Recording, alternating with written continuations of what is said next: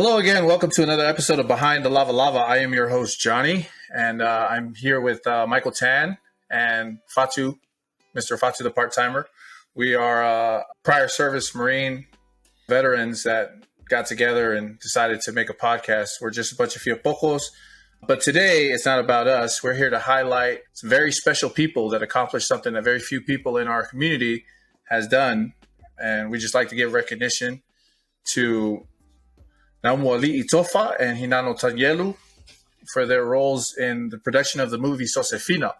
And so we have them here today, and we're going to pick their brains and highlight some of the issues and topics that was portrayed in the movie, and then get a little bit of background and a little bit of history of how it came to pass and a couple of the hurdles that they had to go through, obstacles and feedback from the community. So I'll give over a few moments for them to introduce themselves. Who are they and what was their roles and what was their involvement? And we'll go from there. So I'll turn it over to either one of you. You're welcome to take the floor at any time.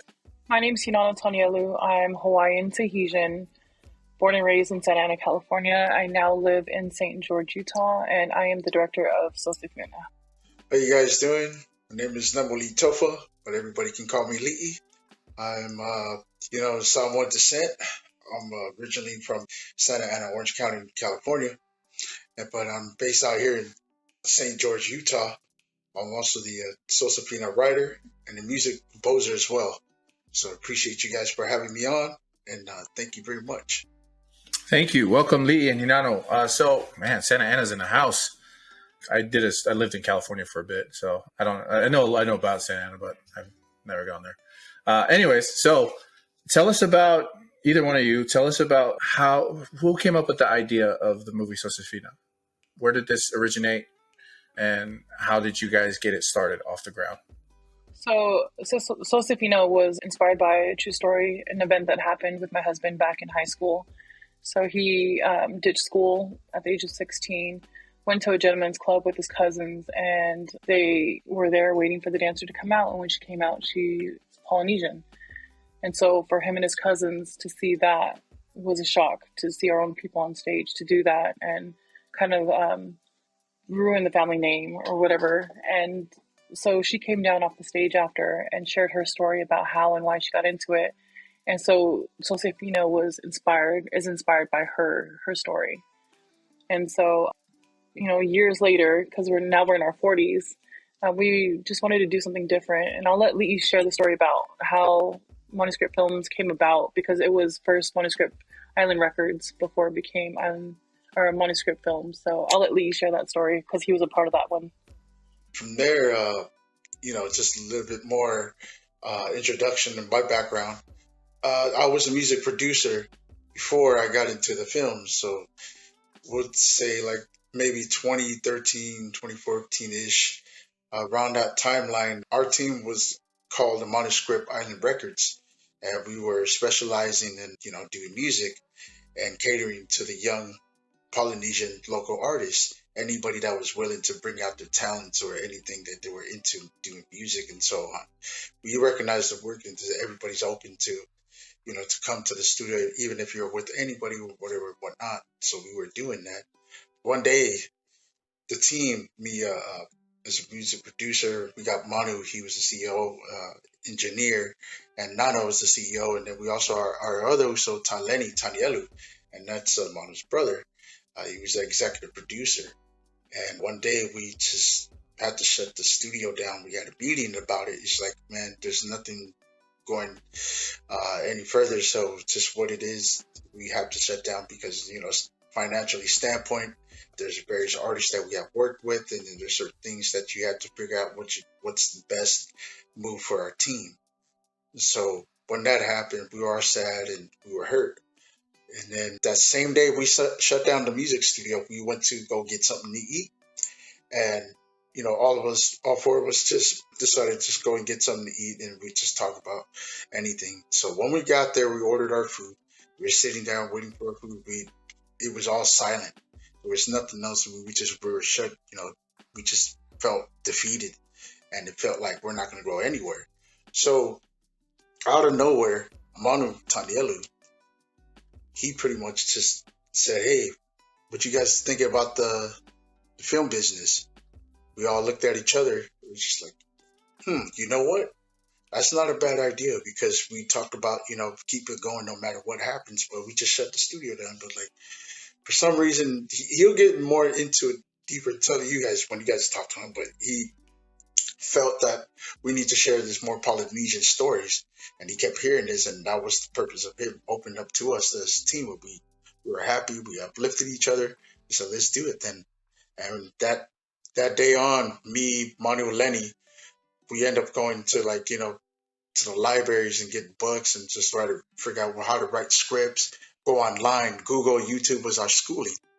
And that was pretty much how we got into it. Just let's just start writing. And 3 days later, we ended up coming up with Sosefina. We wrote it in 3 days and made that transition into shooting the film out here in St. George at Red Line. And it was 2018. We shot it in 2 weeks and we went out from there.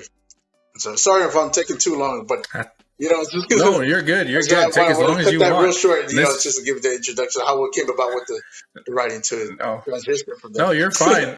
That's mostly what we're looking for. Is we want to hear the story, the reaction, the point of view is more important than what I got to say or what any of the other guys got to say. I know I'm more important than them, but I find that very, very interesting because a lot of that's usually how it starts too. It takes one person with the idea to rally up the group.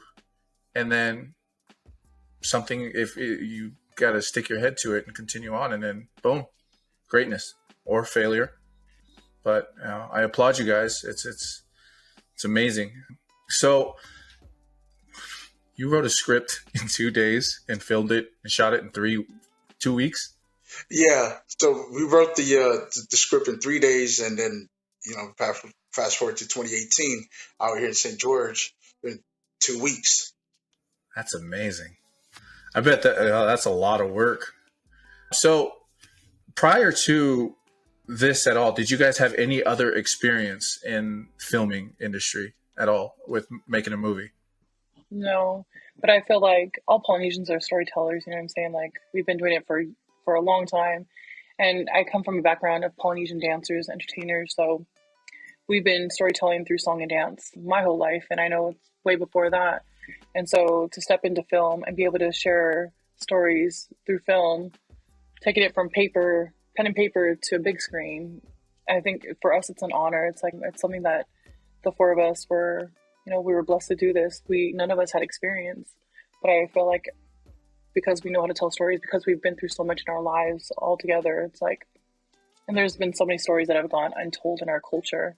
A lot of things that we choose not to talk about because we're afraid of what people will say, especially our own people, our culture. And yeah, for ManuScript Films, like we just want to shed light on hard topics that are, just hard to talk about in your homes.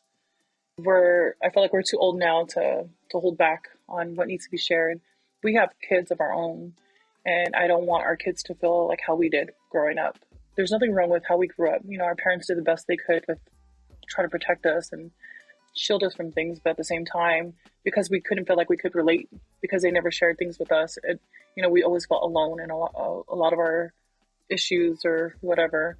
So now that we have kids, we want them to know that whatever they're going through, it's semi-normal or they're not alone in it. So yeah, sorry. No, that's fine. Oh, see, now that you said that about parents, I know I've done this myself. I have kids of my own. How many times as an adult now did you think back to when your mom or dad said something to you and you threw an attitude or eye roll or thought better, and then you go back and now you're the adult and then you think back on the same instance, you're like, I understand now. Yeah, I do that a lot now. So many times, and I brought this up, me and Manu were talking about this, that there are so many times, I know for us, it's like our parents try to teach us and, we always thought we knew everything, and now it's changed, and now we're like, no, I've been through it, and our kids are like, yeah, whatever, you guys aren't cool enough or whatever. But for me, because I've struggled with depression and suicide my whole life, like I've been suicidal my entire life because of events that happened when I was younger, for me, I just want to make sure that I recognize the signs of my kids and make sure that they know that their voice is heard. So I don't know about you guys, but in my household, we didn't have a voice. And if we did, we would get slapped. more than slap. I'm not trying to make my parents look bad, but yeah. So now that we're older and we have our kids and they're trying to voice their opinions, we let them be heard. We let them say what they need to say, as long as they're saying it respectfully. But I just remember, so one of the things that we were just talking about was the whole depression thing. And I feel like a lot of people our age are depressed now because of having to bite our tongues, hold our tongues back from, when we were younger. And I recognize that in the kids now, the Polynesian kids. We went to New Zealand, and one of the biggest topics was suicide. I think every month that we were there, there was a child or there was a young adult in high school that committed suicide while we were there. And for me, it's like we have to wonder why that's a topic. We have to wonder why that's such a huge thing, depression, suicide. And it's because our kids feel alone. I think this is just my personal opinion. Our kids feel alone. There's not enough people talking about the hard topics, things that we're trying to talk about now. Because for me, when I tried to commit suicide numerous times when I was younger, it's because of molestation and a bunch of other stuff, drugs and alcohol abuse and stuff like that. And it wasn't normal to talk about that stuff. So I always felt like I was alone. I felt like nobody else was going through it but me. For me, that's hard. So now when I recognize those signs in the kids, especially seeing that in New Zealand, it's like I want to not highlight that, but let them know that they're not alone and kind of reassure them, that there's light at the end of the tunnel. That's just one of my big things that I want to focus on through film, and in our position that we are in now with filmmaking, with social media and stuff. I always try to touch on that, is letting people know that, like, you have a voice, use your voice, speak up for yourself, because hopefully I'm not the only parent now, but other parents too are the same, where we're allowing the children to be heard now. You know what I mean? Because I want to stop the suicide. I want to try to lessen the depression rate. But that could just be me. And I know I went way off topic with that one, but that's just something that I really want to highlight, because that's something that we're really struggling with right now. Well, no, you're fine. I'm sorry that happened to you. It is a really tenuous and difficult subject to talk about, especially out in the open, in the public, mixed with emotions of shame, guilt, and everything pertaining to that. So, I mean, I'm thankful that you're out there, and God bless the modern age, the age of information, where you can get everything at the snap of a finger, touch of a button. And I believe that with modern technology, it's become more available, especially with social media. The aspect of social media as in itself has allowed information to be shared to where people across the globe can relate, because a lot of times we think it's isolated incidences. Only me, like you said, I'm the only one going through this. But you tend to find that there are other people out there going through the same thing. It's just, especially in the Samoan culture and community, we don't say it out loud. It's the fa Samoa, got to uphold the family name. And it's hard when, for as much as we are prideful in maintaining our culture and our stance, that we have an origin, and we try to portray that origin out loud and be proud of it. There's a bad side too. And there's influences that come from those bad sides. And it's sad to say it gets swept under the rug a lot. I mean, I know as a group, as a podcast group, we've covered a couple of the episodes ourselves, some of those hard issues. And that's most of the reason why Michael Tan wanted to start this podcast. Because, we're gamers and we talk a lot of crap in lobbies. And then it just gravitated to us talking about just random stuff. And, when the guys get together, start talking about random stuff, especially for us, a lot of us in deployment, when we were out there, you don't have anybody to talk to but the people next to you, you start talking about everything and anything. And you start pushing each other. Now, when we're together with our Samoan brothers and sisters, we tend to relate to each other due to culture or, something in common. And we start talking about these things and realize that we're all going through the same life. Just everybody has a partition wall. And it's about time we bring those walls down and express and share. And so, I commend you guys for using your platform. And I know we hear this all the time. It's become redundant about, oh, you have a platform, use it for good. But I really commend you guys for the work and effort and pushing these issues out there, especially for our community, in the Polynesian community as a whole. Because even though whether you're Samoan, Tongan, Fijian, Maori, a lot of us go through the same thing. Culture's still the same. Family over everything. God and country after. Yeah, before we move on, I do want to share that this month, September, is Suicide Prevention Awareness Month. So, for those who are struggling with depression and suicide, I know for myself, I do struggle from this. I have shared in the past episode on my depression and suicide, and how I continue to struggle with depression and suicide to this day. I just want to let our listeners know that, well, we are not alone out there in the world. So I just wanted to share that. Thank you, Perez. I appreciate you.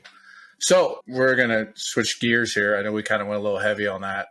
Let's talk about your experience. Now, before we go, I know I asked you this before, but how much experience did you guys have in the movie industry or in the film industry? So with that, the experiences, like we said, we didn't have any. We didn't go to school for this, and our schooling was YouTube and Google. Even just getting information from friends and here and there, you start to create ideas. So that's what comes into place where we're so into writing is because of the creations that come up and just brainstorming in your mind.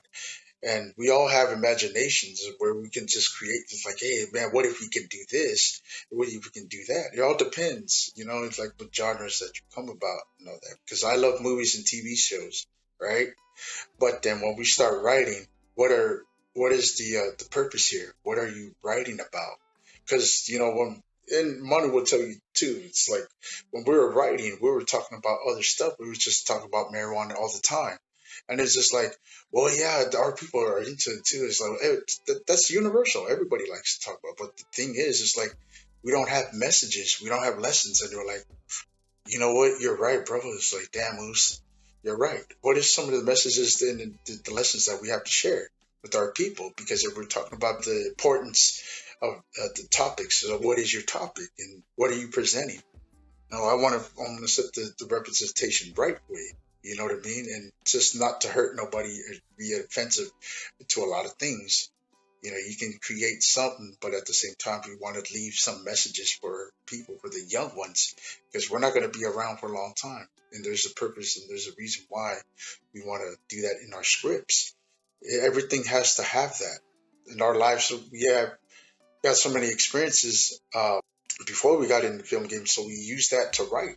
This is what actually happens. Reality is, yeah, people go to 9 to 5, but then there's also other people that is trying to figure out that 9 to 5 because that we look at the economic status, how the people are living today, the modern days right now, because everybody has OnlyFans, everybody's got so many things going on. How are you going to get the money and all this? I don't know too much of the education.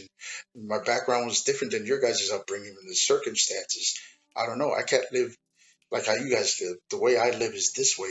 I might not know everything, but I need that to provide for my family or provide for myself to survive because that's the reality is out here.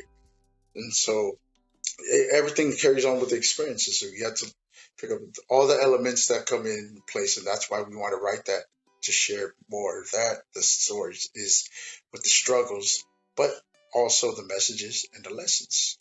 I'm still a student to this. I'm learning. So I want to also learn and understand for our Polynesian people, especially the rest of the Pacific community.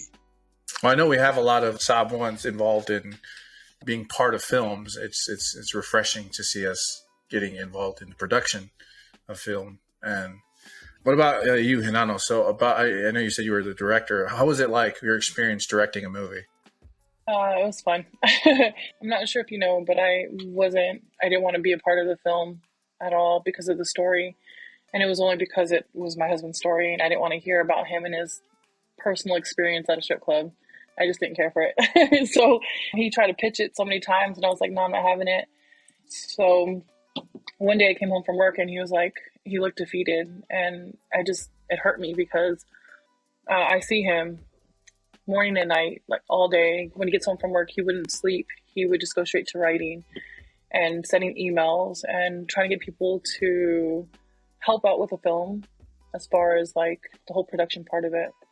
And he was turned down. I mean, people had some really mean things to say to him about this story.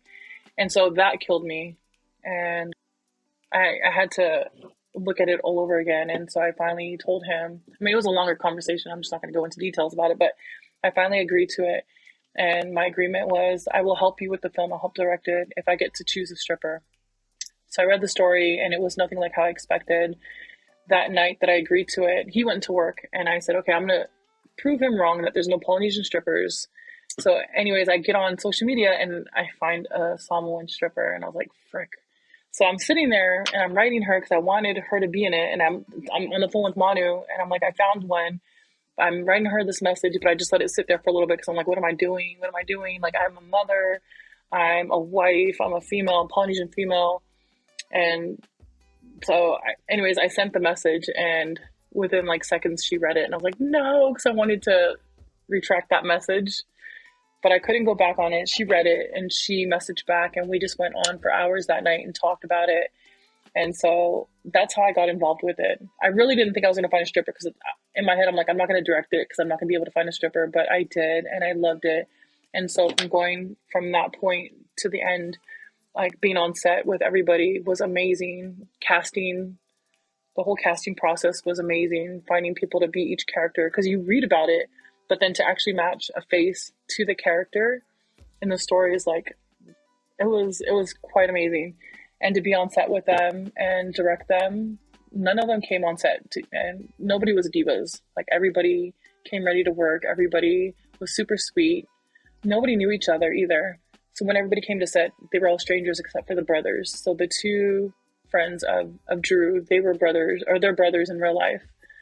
But other than that, everybody came on as strangers, but they connected right away. Everybody looked out for each other. The guys were watching the girls to make sure that the girls were okay, taking care of them. Like, everybody left as family. It was hard. The last day, everybody cried. Nobody wanted to leave because we became so close. Like, it really was a family.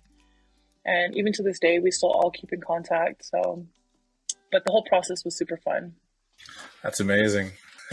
Those two brothers, I followed them from on Instagram for years. So as soon as we saw them, I was like, hey, that's my wife follows them a lot too. But it was what is it? The E on the floor video. I don't know if you guys seen any of their content. When Versace on the floor came Rex out. and his brother. Yeah, Rex. But yeah, that's amazing, because it makes it sound like when you weren't in at first, and I know it's a really hard subject to get in, especially as Polynesians. You know, it's when it comes to the adult industry, it's taboo. You know, we don't talk about stuff like that. And if we know about it, you know, we whisper and talk behind the back. We don't bring it out in the light. So it's refreshing, and I'm glad you stuck with him through this movie, because I know I can't say much for a woman's perspective. From a man's perspective, even just sometimes the recognition is appreciated. And a lot of times, I know for myself personally, I could care less about most people, but my wife can get under my skin because I care more about what she has to say about anything at all. You know, we've only been married 13 years, but it's her opinion has always mattered to me. So if the world told me no, as long as she said yes, I could do it. And you know, I can feel for him with having that support on that side. And I know, you know, if I wrote a screenplay about strippers, my wife would be like, "What are you doing?" So I mean, you know, hats off to you. I know with the production of the movie, I've seen some of the stuff that was involved, and I know the cast got really close. Can we expound more about the casting? What made you decide what each character's face looked like? So we went along with Diamond Longi. Diamond Longi was casted as Queenie at first, so she wasn't even Sosefina, because we were just thinking for her to come down for 2 weeks, that's going to be a lot. So let's just try to get her down for 1 week. We'll give her a smaller character, which Queenie is actually one of the big characters for me because it's really her story. But we cast her as Queenie at first. And 2 weeks later, we called her back and we're like, you know what, actually, I think you'll be great as Malia. That's something different. It'll challenge you and how you naturally are. And so she came down as Malia. After the first day of filming, me, Manu, Lee, and Lenny went back and we had a meeting. We're like, there's no way. She's not Malia. She's definitely Sosefina. Because when you see them in auditions, it's different. Like, they show their best whatever. But then when they're in person and they're actually acting in front of you, it's like that. It's completely different. Malia, the person that played Malia, Fia Tapasa, she played a really good Sosefina during the auditions. But when they both came the first day and they were both acting in front of us, we're like, there's no way, they're opposite.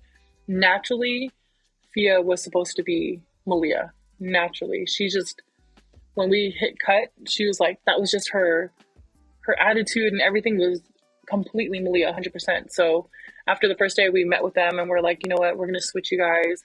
And they were so good about it. They were so good about it. They learned the opposite. They learned the other roles that day and they did like, we were so impressed with them. As far as John Fowle as Don Sulu, he was the perfect Don Sulu. There's no way I can't even imagine another person playing Don Sulu. And the other characters, like the one that your wife was talking about, George Pacola playing Giroux, he's just naturally super sweet, charming. Like he has a look when he talks to you. It's just he was the perfect Giroux. Everybody else, the brothers. So the brothers are actually my sister's husband's brothers. And so we've known them since they were little too. And they've always been clowns. So it was perfect. Like when we thought about his sidekicks, his friends, like they were the only people that we thought about. So after reading the story and after going through it as a team, like we had people in mind of who we wanted to play certain characters already. And the rest of them, we just kind of put a casting call out for everybody. Yeah, I think for me, the fun but also sad part was casting, because we had to call people back and be like, I'm so sorry. Thank you for trying. But no, that was the hardest part, but super fun. Yeah, but we did have people in mind already for certain characters. Let me point out that George was the right actor for Drew, because when me and my wife first started watching Josefina, she was saying all these stuff about the movie, and towards the end, when spoiler alert, when Josefina was on the in hospital bed and Drew was saying, his lines, what he said was authentic, and it actually made my wife cry. I turned to my left, and she was just bawling, crying, because his acting was so good. And props to you guys for bringing out that emotion during that scene when Josefina ended up in the hospital and Malia, passed away. So that was one of the emotional scenes in the movie, was towards that end. Bro, you're just gonna spoil the movie I like didn't that, want huh? to say anything yet, but Just put it up. You better cut that out. You're gonna cut that out. I didn't like that part because my wife looked at me. Was like, "Why don't you say anything like that?" I was like, "Look, I'm a real man. I don't say those things. Okay, don't ask me about it." Thank you, Mr. Fatsu. Thank you. Well, when so that part, my husband wrote that part, and I was like, "You never say that stuff to me. Who did you say that to? Who was that really written for?" And he was like, no, I just made that up. I was like, yeah, sure. So I'm still, to this day, I won't let that go, because I'm like, you're so poetic in movies, but you don't talk like that in real life. This is exactly right what she said. It's jokes aside and all that. It's true. Without giving anything else away to it, because I got into it. I was like, oh yeah, getting into the scene and talking about it, because that's great. That's what we want to do. We want to pull the audience in, especially like you said. This is especially for me. I'm Samoan, and to the rest of the Polynesians in the community, I know it definitely will relate to it, because you're right. These are some of the things that we have to share. Like we talk about the elements, that's in our surrounding, and even with that human nature in us, if we all cry, we all feel in some type of way, because those are some of the things that we run into with your loved ones, and even your closest friends and all that. And it does get to a point where where ends meet. We always talk about that. We want to share the light and make sure when we send those messages and lessons, we just hope that they can take that and also retrieve with all that, and just remind themselves that it's okay. Everybody's good and bad in so many ways, but at the same time, this is something that we can share, because we do make some good and bad choices in life, and those are some of the consequences you're going to run into, and we want to share that, and it's very valuable to all of us. You know what I mean?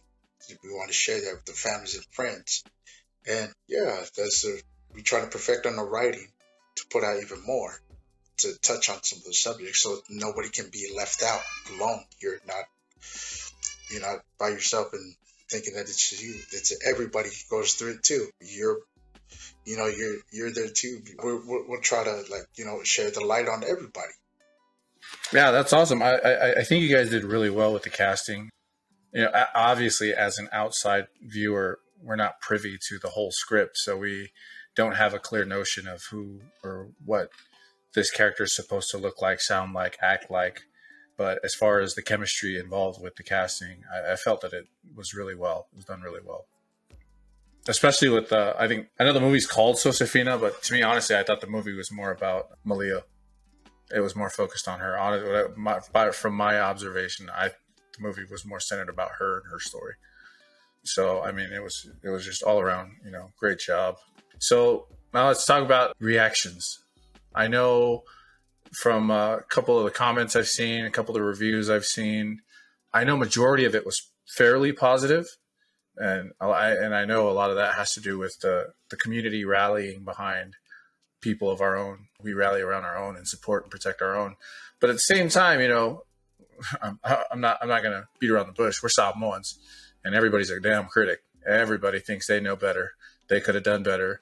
And so what was your guys' experience with the reaction, the public's reaction during filming, after, I know, but with the people involved, and then during your premiere?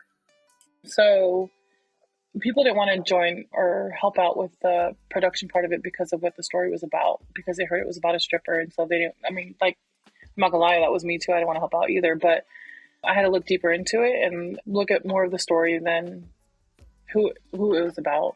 But again, this is somebody's story, so who's to say that the story's wrong to tell when it's inspired by true events? It's not just made up. The guys didn't just think of, they weren't just perverted and one day want to talk about a stripper. This was off of somebody's experience. And just because it's not something that we go through and it's not normal maybe for me, doesn't mean it doesn't happen in this world. It does happen. I had to think we shouldn't be so quick to judge somebody else's journey just because it doesn't look like our own journey. That's what I had to think. So anyways, we sat there after it was the first day of filming. We all sat there as a team, and we knew that we were going to get heat from our own people. Cause all of a sudden we're Steven Spielberg and we all want to just critique each other and stuff like that. So we knew that we were going to get that heat from people. So we sat there and we knew our intentions are good. We want to share the story and bring awareness to certain topics or whatever. So we all agreed that we're okay. No matter what, we'll stick together. No matter what heat we get from people, we'll stick together and we'll do this as a team, ManuScript Films. And that's what happened. We knew that day that we were going to get a lot of feedback, but we were okay with it because we wanted to talk about this. And so from then on, we had some support, and then we had some people why are you doing that? Why are you bringing light to this? We had, in certain parts of the world, people, Polynesians, telling us that stick to comedy. This stuff should not be brought to light. We're making our people look bad. And that was a big thing. You're making our people look bad. We're not making our people look bad. Well, I don't think we are. We're bringing light to the things that people don't want to talk about. And again, I was talking about before, it's I don't want my kids to feel like they're the only ones going through issues. I know there's so many people that are going through it. Maybe not the stripping part, but the other things that we talk about, molestation and struggles and choices. We all have that. Why are we not speaking up if we're going through that? You know what I mean? We could be helping somebody. We could be saving somebody else's life. So anyways, we have to keep reminding ourselves the purpose of us sharing these films and sharing these stories. We're in this position where we can, so why don't we just do it? No matter what, we're not going to always make our people happy. There's always going to be somebody out there saying something negative. We're not going to stop because they're doing it. And to be honest, we've gotten a lot of it, but we don't focus on that. We're not going to give them that power to stop us from doing what we need to do. And I feel like we have this gift. Let's share it. You know what I mean? Let's inspire our people to also use their voice and speak up for what's right. But for me, as a Polynesian woman, mom, and wife, I've gotten heat for that because how could I be doing this? I should be ashamed of myself as a mother and as a wife to share this story. But again, I don't think it's people that actually have seen the movie. I think it's just people that hear about it and they just want to hate. So, I do get hate mail as a woman, but it doesn't stop me. Like, my parents raised me to have thicker skin. So if I can take heat from my own family, then strangers saying it means nothing to me. Heck yeah. Oh yeah, she's definitely right. For that, for me, it's if you're willing to take any kind of criticism, right? And we are, like you said earlier, Johnny, everybody wants to be a critic and try to criticize at this point, whatever angle you're coming from, from your perspective is differs than mine because I see something different that you won't even agree on, which is fine. I'm not here to force that. I always say this to everybody, and they can say anything what they want to say. You have a different, you're weird. This is a different mindset. It's like, I learn and understand. I'm always prepared for this because we are already knowing that we're going to be criticized for what we do and what we say. And the way how we project ourselves is like we want to put it in a safe place, but at the same time, there's no limitations to it. The discussion can be openly as you want it to be, because I'm all about that. If we're about support and love, then why not show that? Because I can tell you, a lot of these things is experiences. My family's experience, like I said, there's a lot of things that people deal with the depression. So there's a lot of people that have anxiety and they have problems and so on. And whatever the situation they go through, they try to solve it. That's why there's a lot of things that people want to say, this is wrong, this is right, good and bad. We talked about this. Everybody has that in all of us, right? But for me, anybody that says bad comments about what they say about me, I'm going to take that, and say, thank you, man. Appreciate the love and support. Thank you for being that bit. It sounds weird, but I say bad comments, good comment for me because of my personal space. I want to continue to write, because it creates my own ideas of what people are about. That's how they do it. And that's how they try to figure out what they do. If they're complaining about their life and this and that, how are you going to do it? Solve it. Try to figure it out. But at the same time, you can never judge on anybody else and give bad feedbacks if you don't know the story of that angle, and investigate a little bit more into it. So it's just like me, it's just like there's good and bad to it. But I accept everybody's, reactions and good comments and bad comments. So it's not going to affect me, but I'm aware with it. And so I think it's okay, if that makes kind of sense. I'm tracking. Well, at least they watched it. Even though they get a bad comment or a good comment, they supported. They watched it. And I think a lot of that is word of mouth. If somebody had a bad opinion and got their whole clique or group or simple, or I don't want to say simple, the same like-minded individuals as themselves to agree. And, unfortunately, that's just the way of the community. Ask my cousin, The Rock, when he was trying to do his little lines in Samoan, everybody just destroyed him online, making fun of him. I'm like, come on, man, don't worry about it. Keep your head up, bro. What line? And so, shh.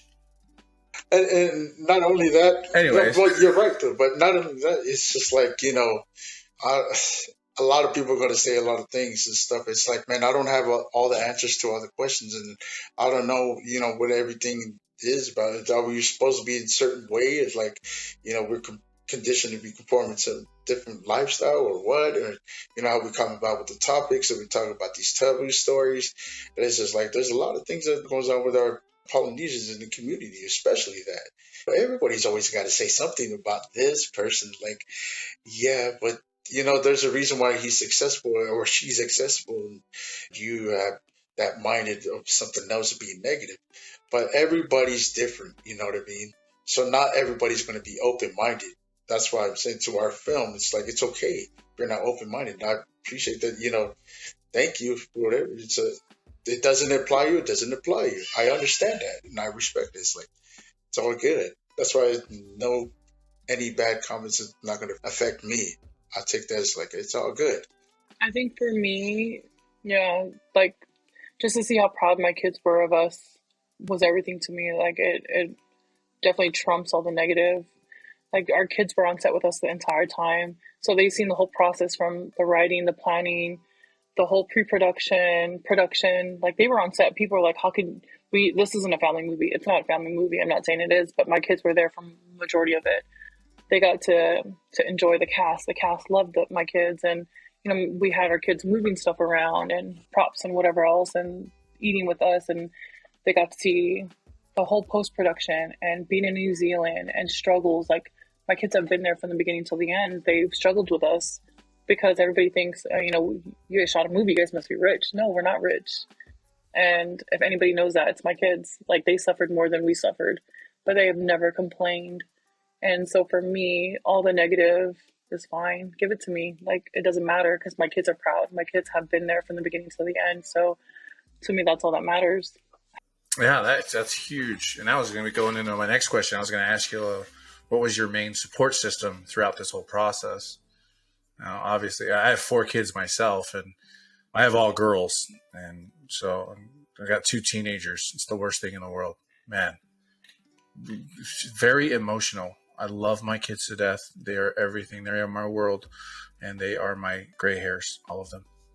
But my wife, when I read the synopsis of the movie and I watched the preview of it and I was going to check it out, my wife was like, maybe we should bring the girls in here to watch this movie. And at first no, it wasn't at first. I told the kids no, just because the suggestive topics in there.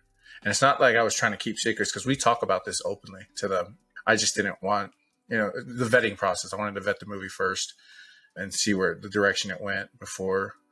And so, but now, my wife wants to show the girls the movie so they can watch it for themselves and kind of give them a little background of everything that's going on and what can occur even within the family scape. Sometimes you want the kids to feel safe, and that's the worst thing in the world, is for them to not feel safe in their own home. And so, it's great. So what was your major support systems? I know you mentioned the kids. Did you have anybody else in your corner? Family members, uncles, aunts, neighbors, the token white dude, cops? Are they all involved? Yeah. So it's definitely our families. My parents, my dad was a huge supporter. Like, he didn't even know so much about what the story was about. He just knew it was about a stripper. And he was the one. And he, my dad's LDS, man, like all about church, and he can quote scriptures and stuff. But he was on his Facebook page all the time, like, hey, support my daughter in her film about a stripper. I'm like, oh my gosh, Dad. But that's just him. Like, he was super proud.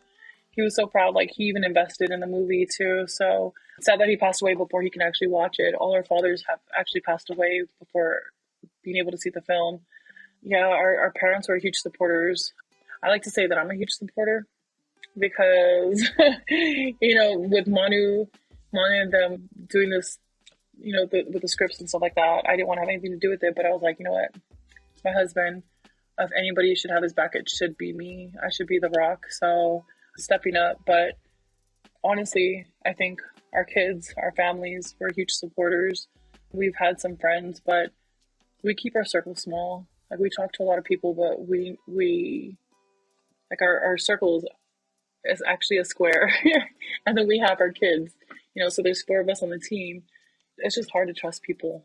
I'm sure you guys know that. It's hard to trust people. And especially after the film came out, it's like all these people coming from the sides. You're like, I don't know, is it sincere, or is it because the film came out, or you know what I mean? Like, but in the end, we know our team is solid, no matter what, no matter fights or disagreements, we'll be solid. We'll be there for each other. But I don't know who's on the east side, but I'm on the east side. Oh wow, she took it there. You guys already heard that. You witnesses, keep this recording. Don't edit it. Listen to this. No, it's like I said, I'm currently in St. George, like I mentioned earlier, so I'm actually staying here in this household. But definitely, she's right. Families and friends that help out, but majority of the time, her parents were definitely supported. And I can say this too. I've witnessed her father before he passed on, and he's a great man. And he definitely supported 100% on what she was doing, becoming a director for a Sosefina movie.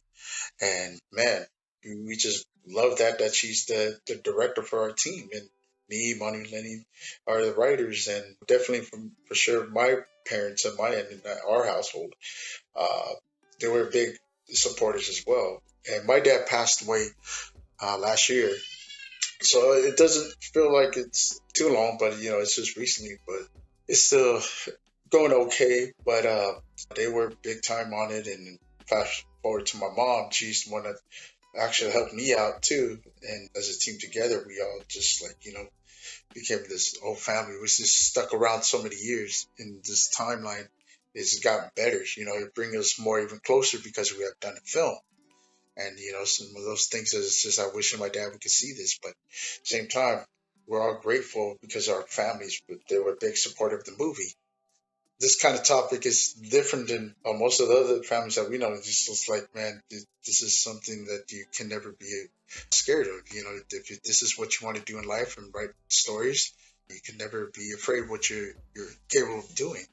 If that's what you want to do, share your stories and how you come about with yourself, go ahead and do it. They were definitely there by my side, and along with staying, here with Nano and Manu, that brings us more closer because the team is so strong, and Lenny too. We are seeing progress growing in times. Even though we're old, we still can manage to keep it going and to have that nice break and then just get back to our loved ones and to help out financially, and then see what else and anybody else need help, because our circle is definitely small, and we always show the love and we appreciate everybody in our team to keep it going.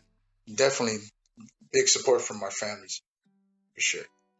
So there's something that I want to point out, and it's the sacrifice that you guys put into making this movie. Could you guys share with our audience and our listeners the sacrifice? You guys, the directors, the writers, and the producers, and the cast, all the actors. What sacrifice did you guys have to make this movie? Oh, also, before we continue, their job titles is not stripper; they're exotic performers. So let's please, respect the profession. Adult entertainers. Okay. So as far as the sacrifice, I know each of us on the team has sacrificed something, and a lot. For our family, we have, for me, my husband, and my kids, there's a book coming out where it's going to explain more about it, but we lost everything. So we went in filming this. We took everything we had, all the money we had, and along with the other people on the team, and we filmed this, and no regrets. We don't look back and wish we could have done something else different with the money. We talked about it briefly before investing. We could have paid off all our debt. I mean, we could have had that kind of freedom from our debt, but we figured, let's invest this into something where our kids can be a part of it and witness it, and hopefully one day we'll have that financial freedom. After filming, we went broke. We lost everything. We had to move in with my parents, and we eventually had enough money where we can go to New Zealand and try to premiere it, but it didn't happen because of COVID. So we had to come back after 9.5, 10 months of being in New Zealand, same with the Filolo family, and start over. We started all over. Came back super depressed because our whole purpose of going to New Zealand was to show the film. All our hard work, everybody that invested into this film, everybody on the team, all the actors, all the families, all the support that we've had financially, and just, the emotional support that we had from people. When we weren't able to show the film, we felt like we failed everybody. And it was really hard for us. We came back super depressed because the whole purpose of us going there was to show the film, and we didn't. We couldn't, because it was shut down the morning of our premiere. So we were super defeated, came back, and we had to start over. We had a quick second to be depressed about it and be like, you know what? Us being sad and depressed is not going to bring out the film. It's going to stop production completely. Let's just get this going. So we did. After, wiped our tears, we got our strength back, and we went right back into it. We finished, we re-edited the whole thing, changed the whole thing completely. And, well, not completely, but we changed it up a lot. And we were finally able to show it this year. So from the beginning until the end, it was a huge sacrifice on everybody's part, and we recognize that. We don't discredit anybody for it. This whole thing is emotional, but I'm not gonna cry. It just took a lot. It took a lot from everybody, from every angle that we've had, the support system, our families, everybody on the team invested so much into this. So we had no choice but to bring out the film. We wanted to, but we owed it to everybody. It wasn't just for me, for Manu, for Lenny, for Lee. This was for every single person that put money into it, that emotionally has been involved with it, for the actors that came out and sacrificed their time away from work, from family, from their country, from, everything they knew, to be with strangers for 2 weeks to film took a lot. And so we recognize that, and we forever will be in debt to them. And so I just hate crying, but we couldn't have done it without everybody. Every single person that had a hand in this. Everybody deserves this. All the positive, even the negative, bring it. We don't care. Like, we enjoy it. It's, we don't expect everybody to love it. So even the negative feedback, it's like, it's welcomed. If you read our negative, I don't know if you've ever seen it, if you've been on TikToks and stuff, that's where it mostly is. People will be like, it was stupid, I hate it. And we always write back, thank you. Thank you for watching. Or, like, we always hit them with that. It's like, what do you want me to say? You want me to fight you? I don't even know where you're at. You know what I mean? But yeah, it was a huge sacrifice for everybody. And so I took up a lot of time. Sorry about that. But yeah. Yeah, you take all the time you need. And that, it's like, that's what we tend to do. And that's what also it keeps us going, because we sacrifice so much throughout years. It's nothing new to us. It's just that it's new to us in the film business, because they have sacrificed a lot. They lost their house, they lost their car. Financially, can they be stable to take care of their family? And then from my end too, it's just like I had to work on myself, like do a lot of things since I came back from New Zealand. Your health has got to be good. My dad is always telling me about that. It's like money. You got to make sure you have money in your pocket. You're third. What are you going to do with your life? Because when we're gone, what are you going to do? You have to figure out what you can do. It's like we can't be around here so long. And I'm grateful for that they financially pay my ticket to go to New Zealand to pursue my dreams. I didn't have squat. I didn't have money. And that's why it's like, man, these are some of the things I wish I would, see. My dad was alive to see this. It does like he did something, just like keep going, because I'm not even there yet. But these are one of the steps that I'm trying to perfect myself in my life to get better. And that's why I love this team, that we have a small circle. We each, talk to each other to make sure that we're okay, financially. So we're all going to try to figure out how we're going to do this. Everybody has a family. They have, whatever the issues they got to deal with, and they got to figure out how to continue to have this longevity of your career that you're going to jump into. If this is what you want to do, you have to do that and show it, but also put in the work into it. You know what I mean? So that's why I'm grateful for my parents, what they have done, and grateful for the team that they help me up even more. Every day you get better and better. And that's what keeps me going. I might not know all the answers to the questions, but I can definitely try to make sure that I'm okay to keep it going. There's a lot of learning and understanding that's got to learn more to go. And I appreciate it again for you guys to have us on it. This is one of the things I said, the topics I love to talk about, because, with everyone that's online, the internet's a big thing. This is a great way of having discussions and conversation. So thank you. Well, we're happy to have you. Honestly, like, this is the movie in itself, very ambitious. The topics portrayed, very taboo, very controversial in our own community. I know in the wider world, they've seen it all. It's all evils and stuff to them. And people are getting conditioned to not be affected by a lot of these issues because it's more common. But I know in the Samoan community and in the Polynesian community as a whole, it tends to be taboo. And I know I can't say this enough. I commend you. It's a very ambitious subject. And I believe in your story. That takes a lot of angst, a lot of gumption to give up everything for something that you believe in. It's hard to go on pure faith on something that's not a sure thing, that could fail. So, I mean, in the movie's amazing. It came out, and a lot of that it makes you appreciate the movie even more as a whole, just because of the amount of effort that you guys had to put into it. Any future projects are you guys working on, possibly coming out? Oh yeah, most definitely we do, man. We do. This is not our first or last, and we mentioned this multiple times on everybody else's podcast, and even just the word of mouth. lives on TikTok too. I mentioned this to a lot of people when they asked me that same question. I said, man, we have a full duffel bag of scripts. And it's like, how many do you have? Like, well, I don't want to brag and say all this, but we definitely have, there's numbers in it. It's like, just want to say multiple, more than one, 20-ish to 30.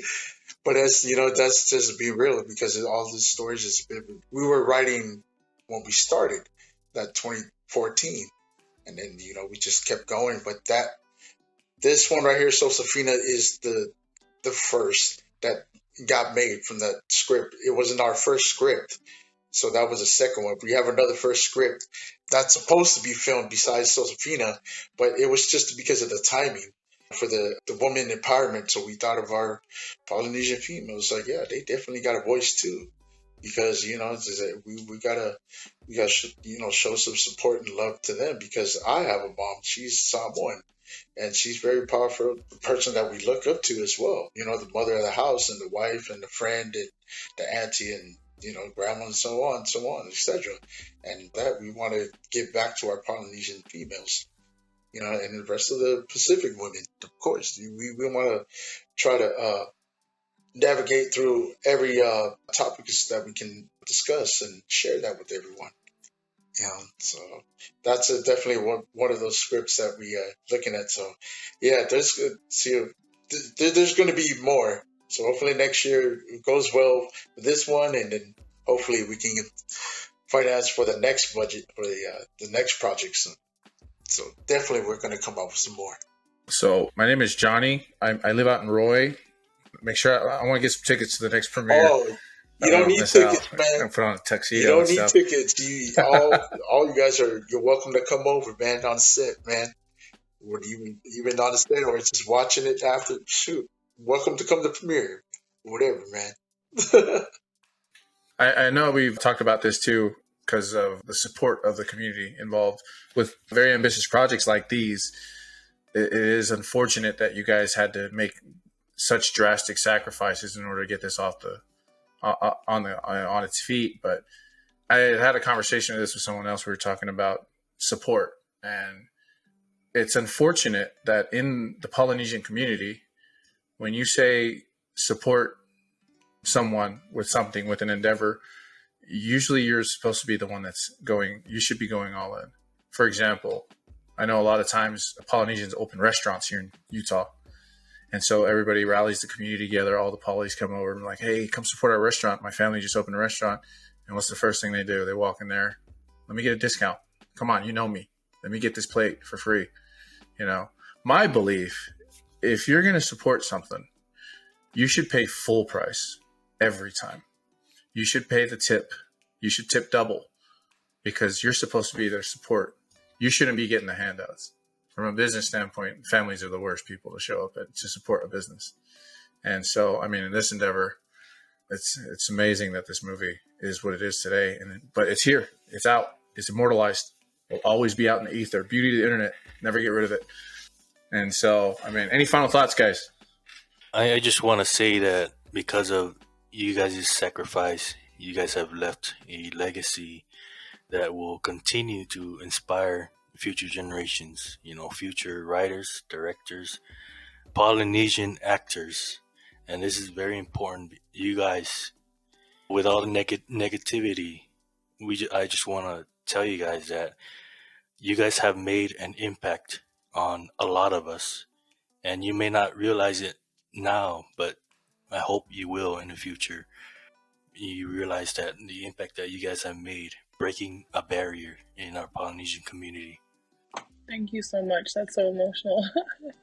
Like I said before, we do this for our families. We do this to inspire more Polynesians. I just feel like Polynesians are super talented and we have so much to offer. You know what I mean? But a lot of times we don't see the opportunity. And I think for us, we had to create our own opportunity. And everything that we've been through, the good, the bad, we do this for our people. You know what I mean? Like, even though we get a lot of bad feedback, not a lot, but we get bad feedback, it doesn't matter. We just want, if we can inspire at least one person to feel like, I could do this, I could be an actress, I could be an actor, I could be a Polynesian female director, Like that's what's important to me, because we don't see a lot of females that are behind the camera, that are directing sets and, you know, leading sets. But to me, I just wanted my daughter to be like, you know, I have that. I'm powerful enough to lead a crowd, to lead a group, to lead another group of Polynesians in a doggy dog world, you know what I mean? But I appreciate you so much. Thank you. That emotional. Thank you. There's two quotes that I you know recently said on the other podcasts as well, but I like to also share this on with you guys. So one quote is, change is not a force to be feared, but an opportunity to be seized. Two, the second quote is this: your path is harder because your calling is higher. And that's what I wanted to share this with the rest of the Polynesian community, with the young generation, because we have to step out of our comfort zone, and saying that I'm fearless, I'm determined, I can do more than this. That's like I want to highlight all the Polynesian kids that's doing things, because I recognize their work. The internet is a big resource. That's the biggest thing you can tap into, because the more you do things in life and more you work hard for it, you eventually start to see things to change for you, and you'll be satisfied. And I want to see that more of our Polynesians, especially the young kids, because I see my nephews and I see my nieces.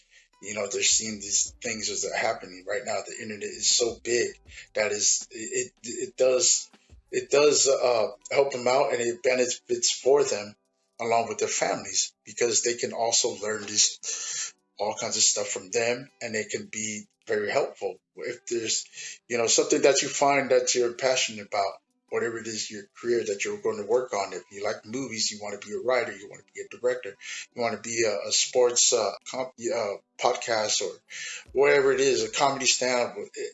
There's so many things, sports even. Yeah, we always mention about our fellow Polynesian kids to go and get into.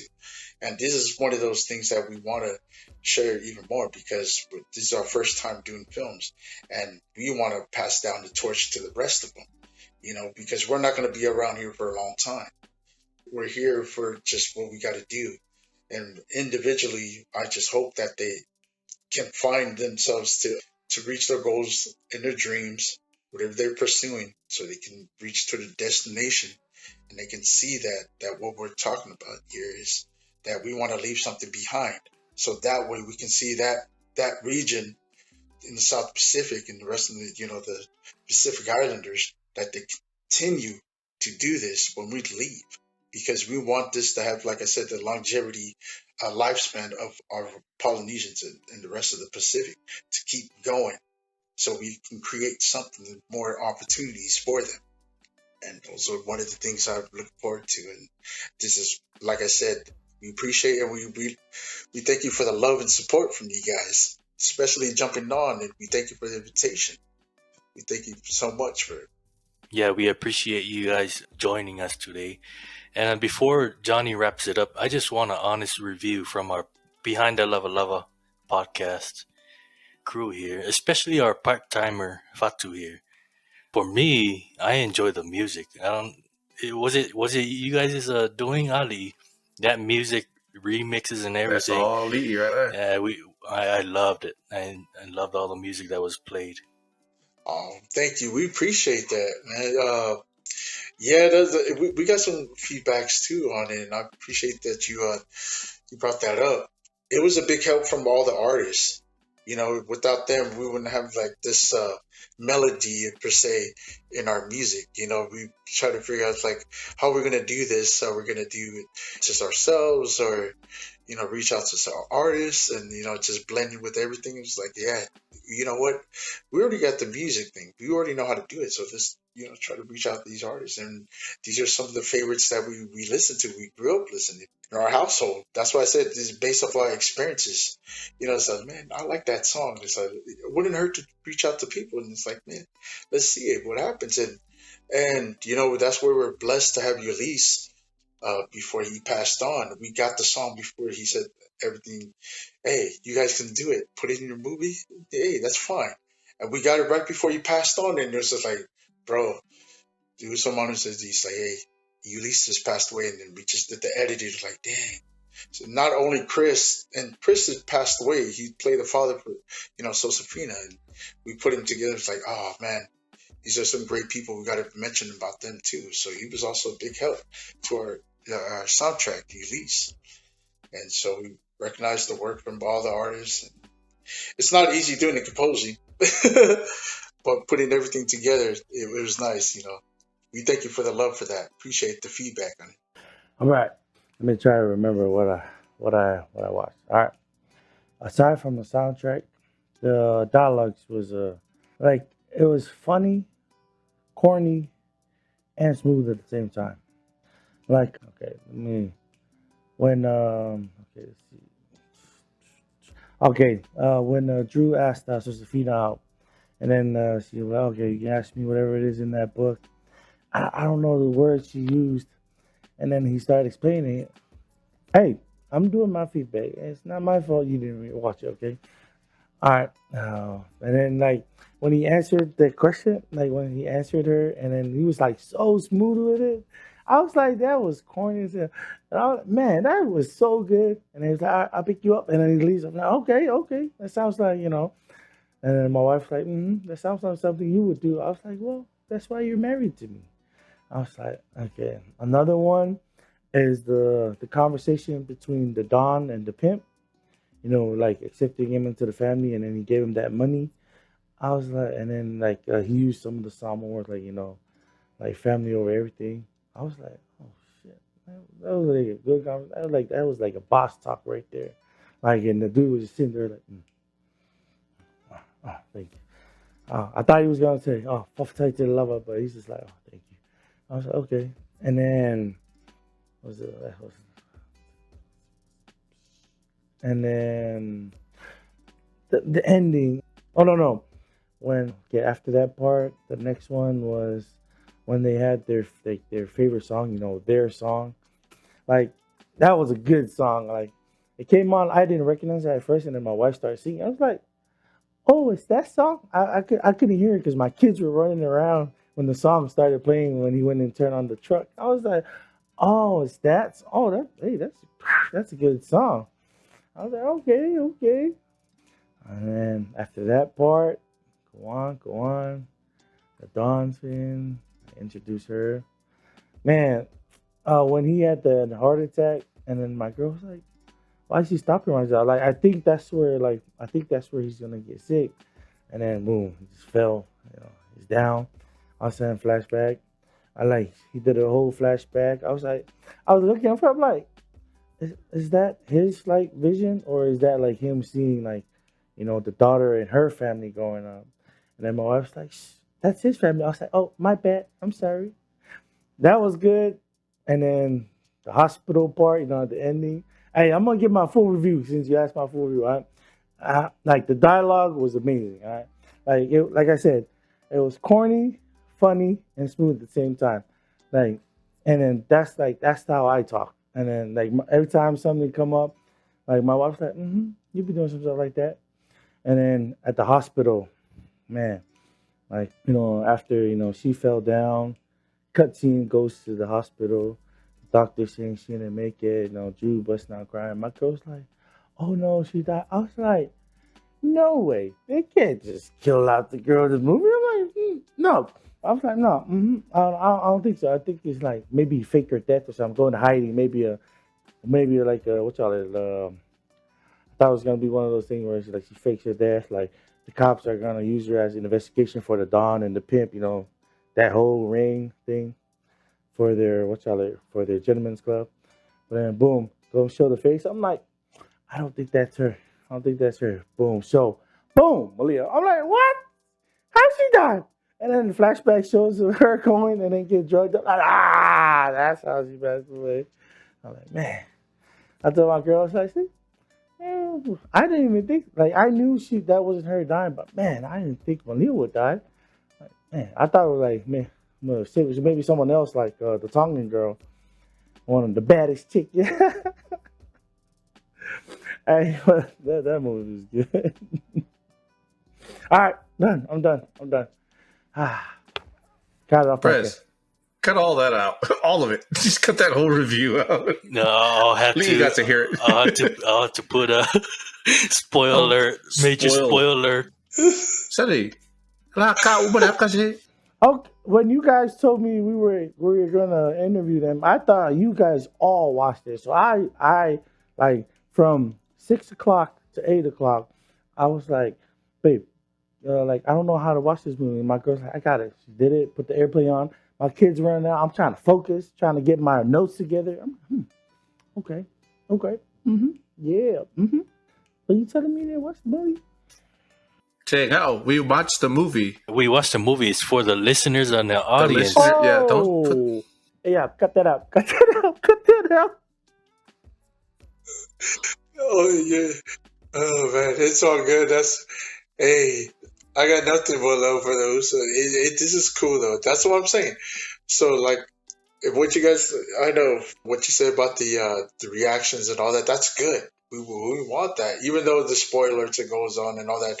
And we actually had somebody that did a review and followed us too. So he's cool, man, and he did the spoiler alert in the beginning of the video, and so a lot of the other people that have not seen it, they just kind of clicked away. But in that sense, it's okay. I'm fine with it and all that. But at the same time, that's good. We want that. It's like, man, like himself, Fatu is like he's into it. You know what I mean? So that's what we want to have, that the audience to pull into our stories. So when the next film comes out, I know there's going to be a lot of people that want to talk about it more. It's like, the scenes is like, he's seen it and he loved it. He liked the soundtrack and he loved the scenes. So it's like, yeah, we want to see more of Fatu, like to do that, even though it's live or whatever, whatnot, you guys can edit it. I think it's dope. I think it's great. It's okay because everybody's going to find out anyways, either way. You know what I mean? They have to go watch it themselves because it's just, there's no point of me for hearing, what you're saying and you're enjoying it, you're laughing and something like, but for me, I have to go watch it and judge it for myself. But not in judgment, but like to go check it out yourself, to watch it, what you think, and like, you know what I mean? It's like, oh, that's why Fatu got that reaction. He felt good about the movie and he loved the soundtrack and all this. Like, hey, they did what they did, and that got me attracted to what they presented on the projector screen. It's all good, man. I like it. I like his reaction. Now he explained about the scenes of that. I think that's dope. I think that's cool. That shows how much of love and support that he shows on tonight. So appreciate that. I thank you very much for that.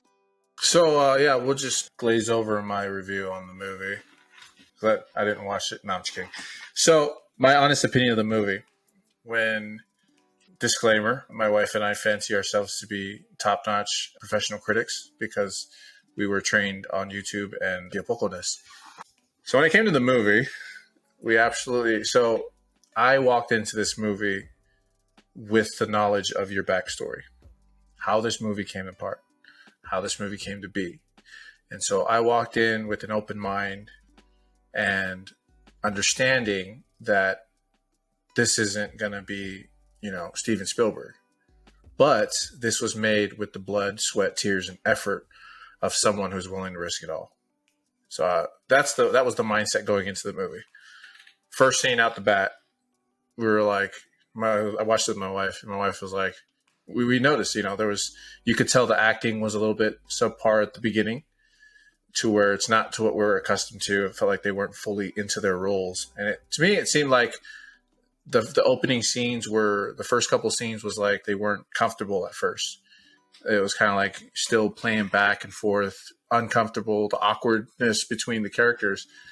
And then as the movie progressed, you could see the comfortability to where they started to embody their characters. The emotions started coming out. They weren't just reading. Everybody knows what it's like. You're trying to read a line, and there's no emotion behind it. And then towards the middle of the film, you started seeing the emotion. But by then, you're invested in the film as a whole. Now you're along for the ride. At the beginning, you're testing the waters.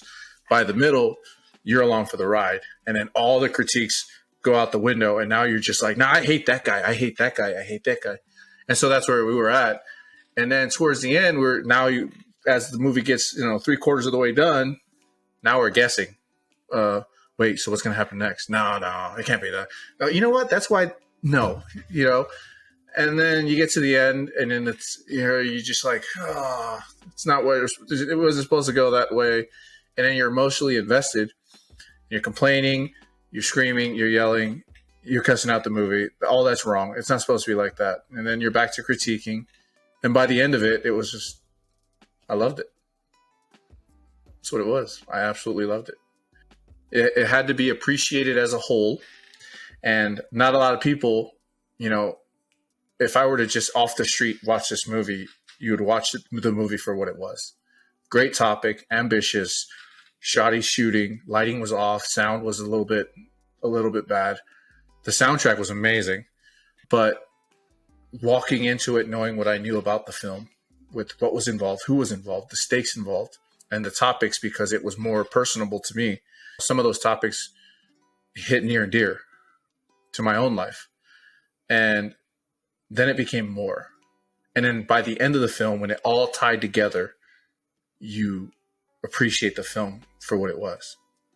And that's why my honest review of the film, it's a B-rated movie. You can tell it's a B-rated movie, but it's a great topic. It's a great film. It's a great soundtrack.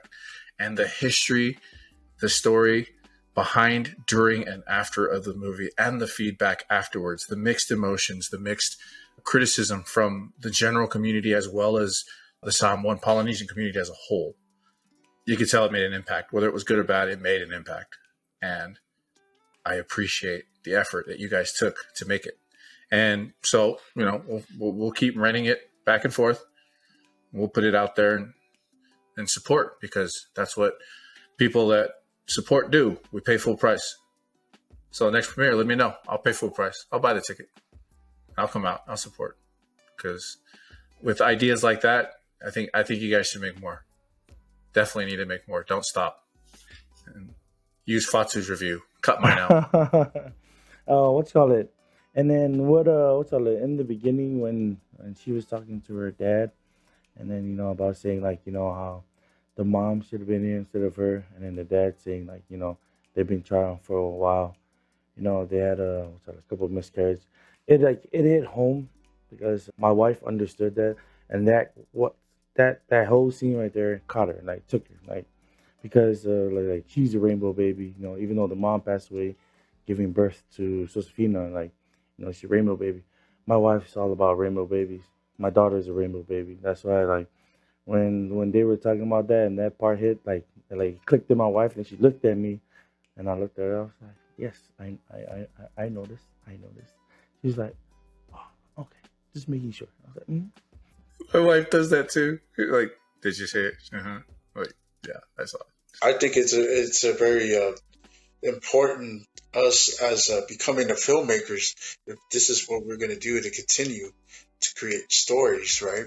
If we're saying that we're going to be catering to our Polynesians with our Polynesian stories, and that's definitely what we're going to try to adapt to everybody else's, what their mindset is about, so because we can learn it too, and I want to get some understanding, and that's why it's a beautiful thing that we come about for writing.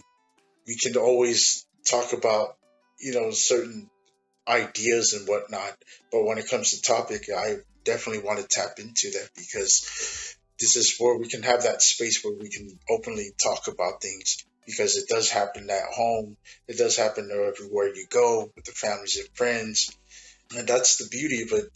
To see our visions to be projected on the screen, so they can actually see that it's not all bad. So because everybody gets turned off even when they hear about Sosefina. It's like, okay, now the name title sounds cool, but what is it about? What's the plot? And then everybody's always automatically just look at it, oh, strippers. It's a, oh no, it's a turnoff. Yeah, I agree with that. It is definitely a turnoff. But when somebody hears that, I already know it's going to be a turnoff, because especially if it's someone writing about it and talking about it. That's a whole different scale that nobody wants to get into, because that takes them somewhere else. And is that saying we always want to sweep the other mess under the rug. And then for me, I'm already old enough and says like know what to say, what not to say. If we're saying about these messages and lessons, and if we're going to show this on the screen, there's ways around it. There is no nudity in here, first of all, and then second, it's not that all bad. Little cleavage here and there is fine, but to show the parts of any private area, of course they're going to get mad. It's like we know what we're capable. We know the boundaries of that, like we mentioned about earlier. That's going to be offensive to people. So that's why it's very important in our team that we discuss about it before we do it on the set. It's just like, hey, I would never want to do this to our Polynesian actors. If this is going to be uncomfortable for them, if they cannot do it, then that's fine. But if they feel like they can do this and pursue this next scene, then hey, we're good. And they agreed with it, and there's no nudity in it, and it's just like, man, this is perfect. It's just like we can get away with a lot of things with this if we do this right, and everybody's comfortable with it. Some of the other scenes, it's like, hey, this looks good, it's tasteful, the music is good. We don't have to like any cuss words in our songs, and there's some familiar music that everybody has heard before. We want to have it friendly too.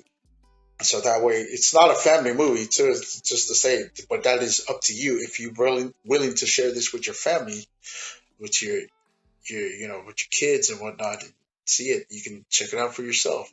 And for me, it's all up to you. But it's definitely not a family movie. But if you can make it a family movie where it's educational purposes and all that for your young ones, then yeah, definitely, I think that'd be a good way of looking at it for having a movie night with Sosefina. Families and friends. I mean, there's more to do and more to learn after this film, and we definitely want to continue that to highlight some and share more stories and shed a light on anybody that's going through their lives, and that hopefully they can be healed from it. Okay, well, thank you. I appreciate you. I know we from Behind the Lava Lava, we're grateful for having the opportunity to have you guys on our little meager podcast. We're grateful for the work and effort that you guys have done. Everyone, please go check out the movie Sosefina. Highly recommend. Go in with an open mind and understand that we are all a work in progress and we all learn. But without the opportunity, without taking that first step forward, you'll never get anywhere. So, Ali, I'd like to thank you, Ms. Tanielu, for coming out. Both of you guys, we appreciate you taking your time out of your busy schedules to join us in our little endeavor here. My name is Johnny. I'm your host. This is Behind the Lava Lava. We got Michael Tan and Fatu today. Yeah, we'll see you next time. Thank you.